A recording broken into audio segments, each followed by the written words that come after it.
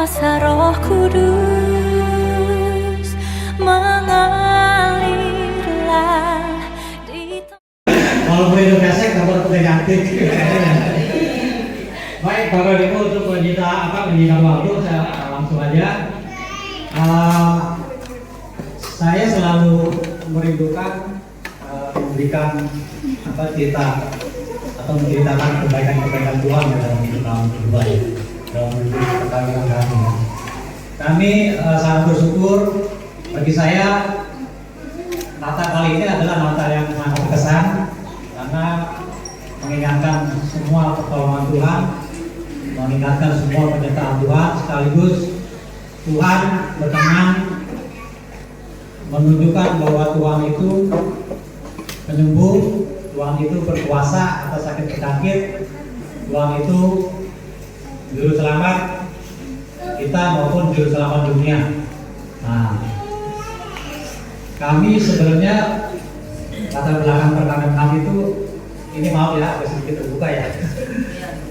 Kami berdua cuma 2 minggu langsung jadian. Sementara latar jangan ditiru nih untuk yang muda ya. Karena nanti berat kalau kayak saya berdua ya. Tapi luar biasa, Tuhan itu selalu menyertai.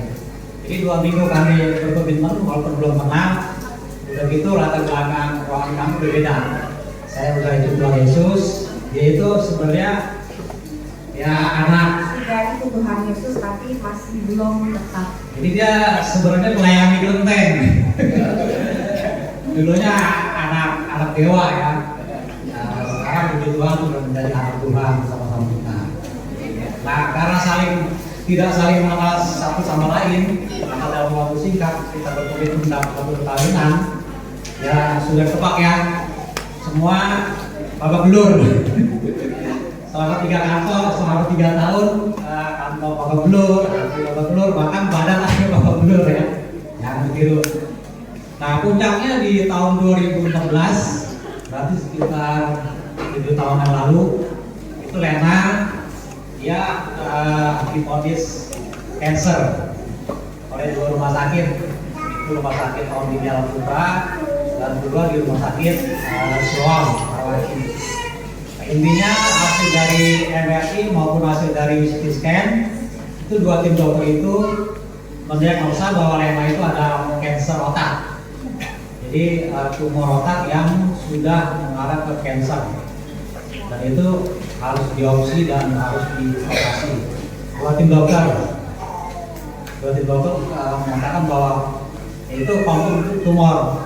Jadi ini bukan cerita dugaan saya, bukan, ini juga tim dokter loh secara ilmiah.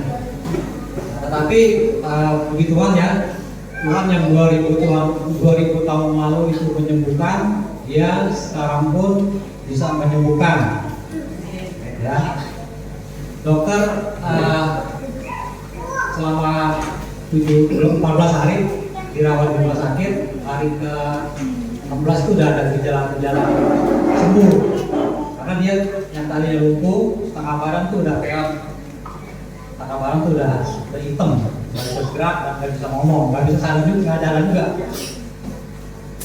Nah, tapi tiba-tiba suatu saat teman saya tuh dia mengasihi saya ya, untuk prihatin ke saya, dia bawa bacang.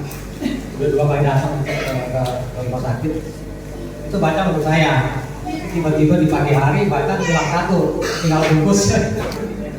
Ternyata bacang itu udah dimakan sama dia. Padahal dia sebenarnya masih ada selang, ini belum boleh makan gitu kan.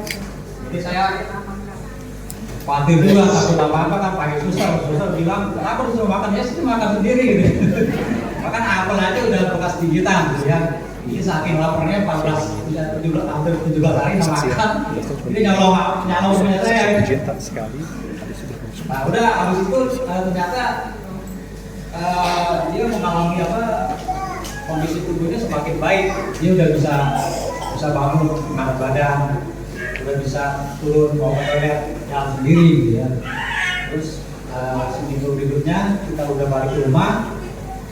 Balik ke rumah pun yang dia ingat tuh salon.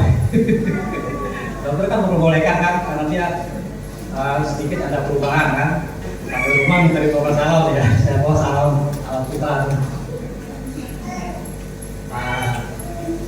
Karena ada perbaikan, jadi dokter minta di MRI yang ketiga kali.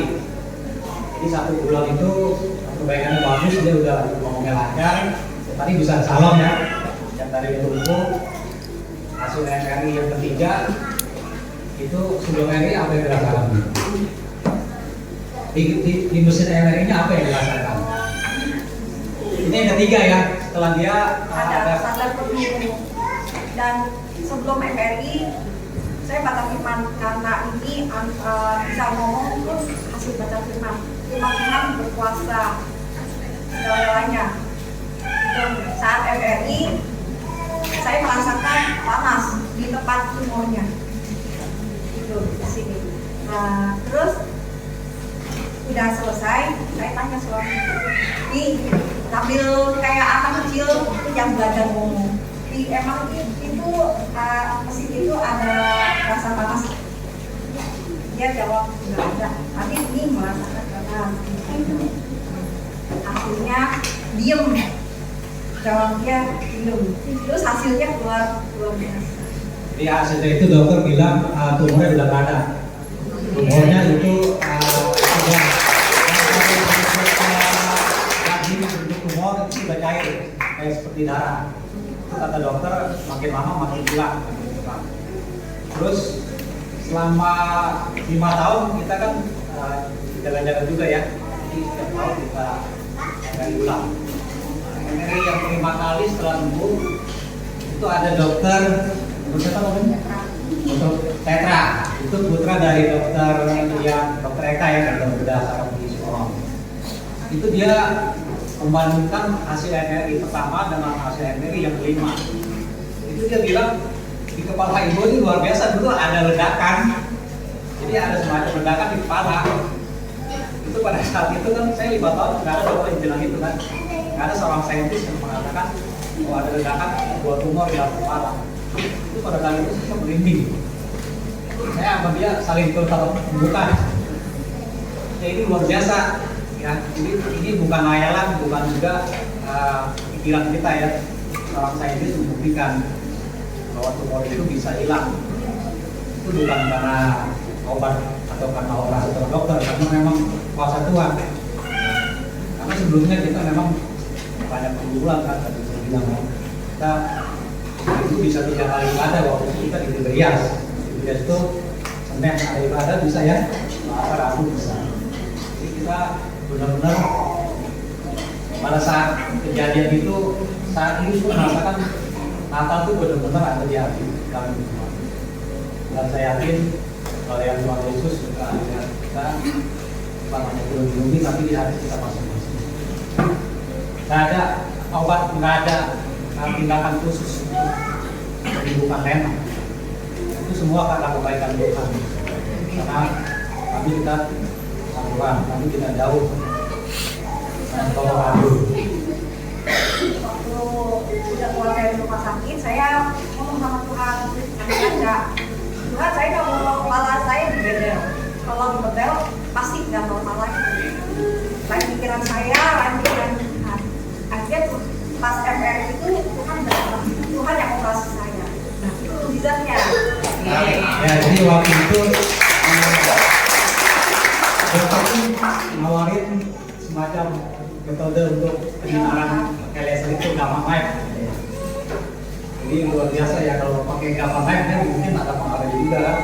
Tapi ini gamma knife yang dari Tuhan Yesus luar biasa. Laser panas. Nah saya bersyukur ya, bagi saya itu Natal yang sangat spesial. Kita sejak di tahun lalu saya selalu percaya dan kita berdua sudah berkomitmen untuk selalu menceritakan tentang baik Tuhan kalau kita alami waktu ya kita percayakan kita harus selalu menceritakan setiap saat. Kebaikan Tuhan tidak habis-habis diceritakan. Ade baik. Amin. Baik ya, lagi. Baik Bapak Ibu, Tuhan Yesus berkati. Mengalirlah kuasa Roh Kudus